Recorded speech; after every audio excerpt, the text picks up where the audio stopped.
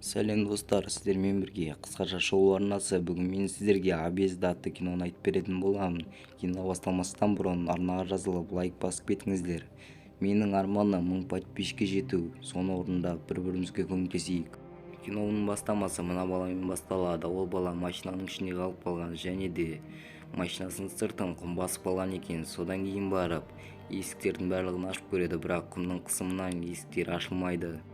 Ол құтқару бөлімшесіне звондағысы келеді, бірақ ол жерде сет ұстамайтын болып шығады. Телефонын былай қозғап, бірақ сет ұсталмай қояды. Одан кейін машинасын оталдырайын деп жатқан кезде машина орнынан қозғалып кетеді. Содан кейін ол өзін видеоға түсіріп алғысы келеді. Видеоға түсіріп отқан кезде өзінің бұл жаққа қалай келгенін есіне түсіріп көргісі келеді. Ол жолда машинамен келе жатады. Содан кейін памяті оның жоқ болып кетеді.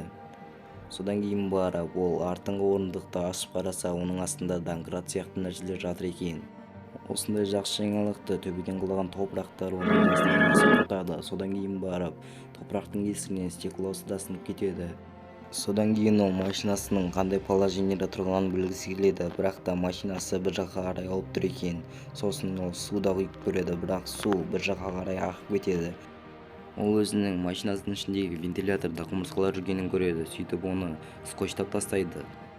Ол өзінің болған жағдайға шок болып отырып айқайлай бастайды. Содан кейін ол өзін қайтадан жұбатып, қайтадан өзін сабырға шақыра бастайды. Ол өзінің әйеліме деп алған подарканы қарап отырады, сөйтіп оның әйелі Лаура еді. Содан кейін барып ол біраз ұйықтап алайын деп ұйықтап кетеді. Ал енді ұйқысынан тұратын болса, арада 5 сағат уақыт өтіп кетіпті. Яғни ауаның азаюы басталып кетіпті. Содан кейін ол машинаның терезесін ашып көрейін деп ашады, бірақ та ол жақтан балшықтар құлап, қайтадан терезені жауып тастайды.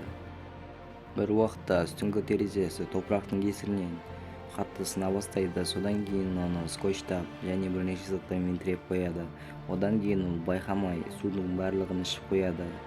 Оның ешқандай шансы қалмағаннан кейін хрест салып, хрестқа табына бастайды. Бірақ одан да ешқандай шанс болмайды. Содан кейін ол өзінің заттарын жинап бір нәрсе құрастыра бастайды. Сол кезде ода бар газет және салафан және жіптер бар еді. Бір кезде бағанағы сынған жерден су тамшылай бастайды. Оған әрине өте күшті мүмкіндік баклажканы толтырып алу үшін. Одан кейін ол бардачокқа біраз жіберіп алады. Содан кейін жаңағы тесіктен одан да қатты тесіп көреді, бірақ ол жерден жаман су ағып кетеді. Одан кейін барып ол оны қайтадан бітеп, қайтадан сұғуға тым кеш болады. Оған тамақ ішу керек болады. Ода барып бірақ печенье және де жаңағы толтырған суын ішіп алады. Одан кейін барып ол алдыңғы әйнегіне телевизордың суретін салып, соған телеведущий сияқты қарап сөйлеп отырады. Одан кейін ол жаңағы тескен тесігін ары қарата тесіп, оны қолмен итеру мүмкін емес болады. Содан кейін домкратпен де итеріп көреді, бірақ домкраттың ұзындығы жетпей қояды. Сосын ол арқасымен итеріп көреді. Сол кезде ода бәрі болады. Содан кейін ол жарық сәулені көреді. Жарық сәулені айқайласа естімейді, бірақ та одан ең болмаса демалуға болады. Содан кейін ол дымақау жасайын деп ойлап, жандырып, оны қайтадан өшіре алмай қалып, машинасының ішін көк түтінге толтырып алады. Демаламай қатты қиналады. Қатты қиналып кеткеннен кейін жаңағы тесіктен барып демалам дейді. Демалып тұрған кезде басын кесіп алады. Сөйтіп ол бір уақытта есін жоғалтып тауып қалады. Бір уақытта ол оянып басына жаңа үстіндегі киімді орап және де белдікпен қатты қысып тастайды. Сөйтіп өкініп отқан кезде бағана тесіктен қайтып балшық ағады. Ол балшықты алып киіммен бітеп тастайды. Одан кейін ол өзін кінәлай бастайды, сенің қолыңнан түк келмейді деп. Бір уақытта телефонын қайтадан алып, оның әйелін есіне түсіре бастайды. Сол кезде ол өзіне мотивация болғанын біліп, бетін тазалап, өзін әйеліне қарап видеоға түсіріп отырады. Мен сенің алдыңнан осылай барсам қалай болады дейді.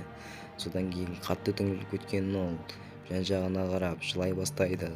Жылап біткеннен кейін барып қайтадан ұйықтап кетеді. Бір уақытта оянып қалса, ол машинада кетіп бара жатыр екен және сөйтіп ол кетіп бара жатқан жерінен оң жағынан топырақ құлайды. Ол сөйтіп өзінің памяті қайтып оралғанын біледі. Одан кейін жарасына қарап қалса, жарасы іріңдеп бара жатыр екен. Ол содан кейін айнаға зомбидің суретін салып отырып, оны ұрып жібереді. Сол кезде машина орнынан қозғалып кетіп, артыңғы терезесіне топырақ толып қалады. Машинаның үстіңгі жағы да асты қарай құлап баратады, бірақ та оны ол тіре үлгереді. Сөйтіп жаңағы жіберген жерінен баклажкасымен сүзіп алып, оны до конца ішіп алады. Одан кейін барып жаңағы пачкада қалғанның бәрін аузына құйып алады. Одан кейін барып ол бағанағы әйеліне алған подарканы ашып, ішіндегі қоқымын алып, машинаның ішіне шаша бастайды. Одан кейін ол ауаның аздығынан баллонды алып, оған ызғыш орнатып, ол жерден демала бастайды. Одан кейін ол машинадағы майды алып, денесіне жаға бастайды.